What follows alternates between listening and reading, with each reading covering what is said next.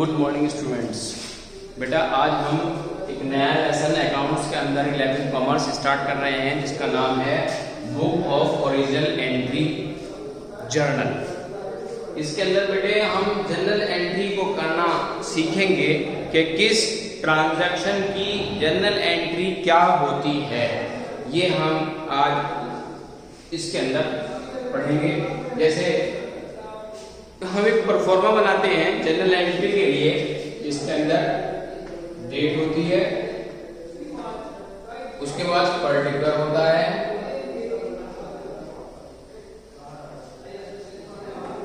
उसके बाद LF होता है लेजर फोलियो, उसके बाद आपकी अमाउंट होती है। अमाउंट दो पार्ट में होती है, अमाउंट डेबिट साइड और क्रेडिट साइड। ये DR की होती है और ये CR की। तो जो भी हम जर्नल एंट्री करेंगे बेटा, वो आपकी अमाउंट डेबिट साइड में भी लिखी जाएगी और क्रेडिट साइड में भी लिखी जाएगी, ठीक है। और लास्ट में हम डेबिट साइड का भी टोटल करेंगे और क्रेडिट साइड का, यानी दोनों साइड का टोटल करेंगे, डेबिट का भी और क्रेडिट का भी, और दोनों जो है इसका सम इक्वल होना चाहिए। यहां पर आपने ये लिया है,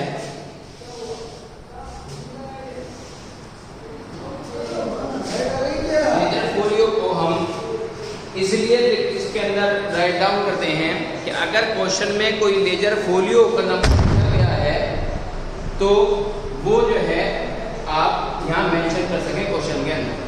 तो यहाँ पहला जो पॉइंट है, अभी डेट कोई क्वेश्चन हम नहीं कर रहे हैं, परफॉर्मा हम प्रिपेयर कर रहे हैं, इसलिए आप यहाँ पर कोई भी नंबर आप मेंशन कर सकते हैं। और यहाँ पर पहली कंडीशन है कि बिजनेस स्टार्टेड विद कैश।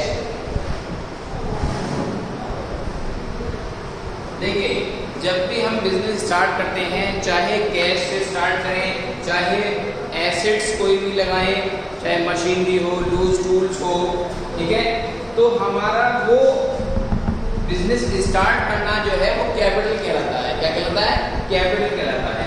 तो यहाँ पर जब भी हम बिजनेस चाहे कैश को इंक्लूड करते हुए करें या कैपिटल के 5 एलिमेंट्स हैं उनको करते हुए करें, तो यहाँ पर हम एक जर्नल एंट्री सिंपल करते हैं कि cash account debit to capital account. Capital account इसलिए लिखते हैं कि 5 एलिमेंट से ही हम कोई भी बिजनेस स्टार्ट करते हैं। वो एलिमेंट का नाम यहाँ पर आता है डेबिट साइड के अंदर, और क्योंकि वो एलिमेंट कैपिटल के अंदर इंक्लूड है इसलिए उसे हम यहाँ पर टू कैपिटल के नाम से शो करते हैं। इसकी अमाउंट आपके सामने डेबिट ऊपर वाली एंट्री की अमाउंट डेबिट साइड में आएगी और नीचे जो हमने ट्रांजैक्शन की है उसकी अमाउंट इसके सामने आएगी। उसके बाद आप यहाँ पर नरेशन भी लिखते हैं, being business started with cash.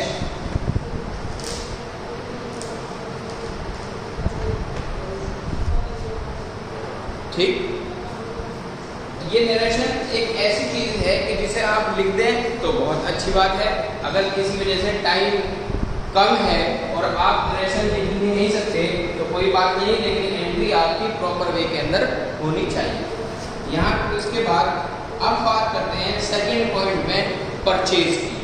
देखिए, परचेज की कंडीशन ये बताई जाती है कि जब हम कोई भी चीज़ बिजनेस के लिए परचेज करते हैं या अपने लिए परचेज करते हैं तो वो इन फॉर्म ऑफ कैश होती है या फिर इन फॉर्म ऑफ चेक होती है। तो बिजनेस के अंदर ज़्यादातर जो ट्रांजैक्शंस की जाती हैं उसको अपने अकाउंट्स के अंदर शो करना पड़ता है, लीगलिटी होती है उसकी, इसलिए हम उसे ज़्यादातर ट्रांजैक्शंस चेक के द्वारा ही करते हैं। लेकिन अगर उसे हम कैश के द्वारा भी कर रहे हैं तो कोई प्रॉब्लम नहीं है। यहाँ पर आप लिखिएगा परचेज गुड्स फॉर कैश और बाय चेक। उन्होंने कहा है कि कोई भी गुड्स अगर हम परचेज कर रहे हैं तो वो चाहे कैश में कर रहे हैं या चेक में कर रहे हैं, दोनों कंडीशन आपके सामने है। तो परचेज करके कोई गुड्स अगर हम लेकर आ रहे हैं तो हम उसको डेबिट रखते हैं, तो purchase account debit, purchase account debit to cash account. अगर हमने उसे परचेज कैश किया है तो हम यहाँ पर क्रेडिट साइड में कैश अकाउंट लिखते हैं, और अगर हमने उसे परचेज किसी के चेक के थ्रू किया है तो हम यहाँ पर कैश के प्लेस में बैंक अकाउंट लिखते हैं, बैंक अकाउंट। ठीक, उसके बाद अब हमारा क्वेश्चन थर्ड चलता है, यहीं पर आप देखिएगा।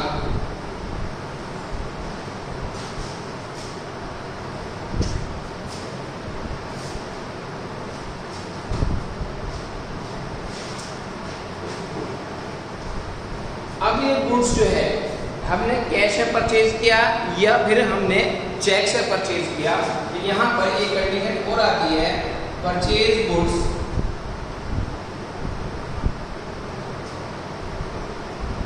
फ्रॉम। अब यहाँ परचेज गुड्स फ्रॉम, अब फ्रॉम के बाद हम यहाँ पर या तो किसी कंपनी का नेम शो कर देते हैं या फिर हम किसी पर्सन का नेम शो कर देते हैं। जैसे purchase goods from Lal company, Lal company से हमने गुड्स परचेज किए हैं। तो यानी कि ये जो गुड्स हैं आपके, ये जो आपने लाल कंपनी से परचेज किए हैं, तो समझ लीजिए ये परचेज जो है वो आपकी उधार है, क्योंकि यहाँ जब नाम आ जाता है तो यहाँ पर नाम जो है वो उधार को शो करता है, चाहे हमने सेल की हो किसी को उधार या उधार परचेज की हो किसी से। तो यहाँ पर हमने परचेज की है तो purchase account debit to Lal and company. इसके आगे अकाउंट वर्ड आप नहीं शो करेंगे, क्योंकि जो कंपनी है किसी का इंडिविजुअल नेम है उसके आगे कभी कोई अकाउंट वर्ड जो है वो नहीं राइट डाउन किया जाता, और उसके सामने आप यहाँ पर राइट लगाएंगे यानी कि अमाउंट फिल करेंगे। ऐसे ही इसमें भी हमारे सामने आप यहाँ पर अमाउंट फिल करेंगे। ठीक, तो ये जो परचेज है और क्या कहना चाहिए, ये परचेज हमारी उधार है, यहाँ पर आप लिख सकते हैं बी गुड्स परचेज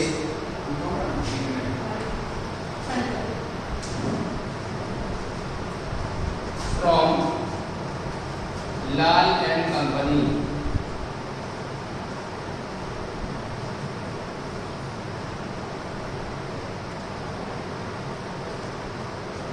आपके समझ में आ गया?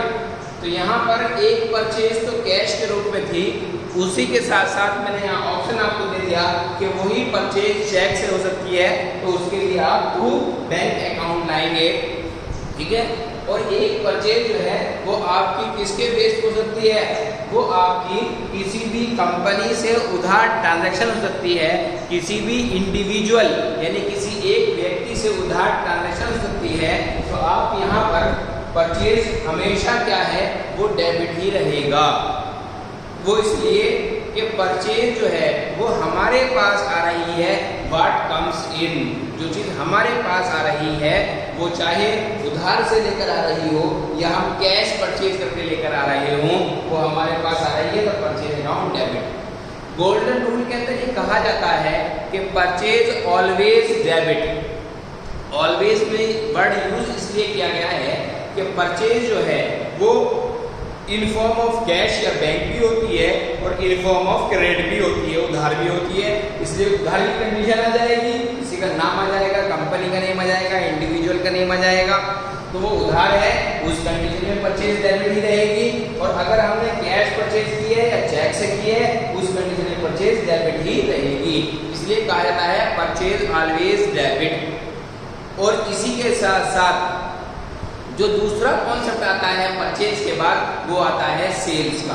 अब हम इसके बाद सेल्स का कॉन्सेप्ट डिस्कस करते हैं।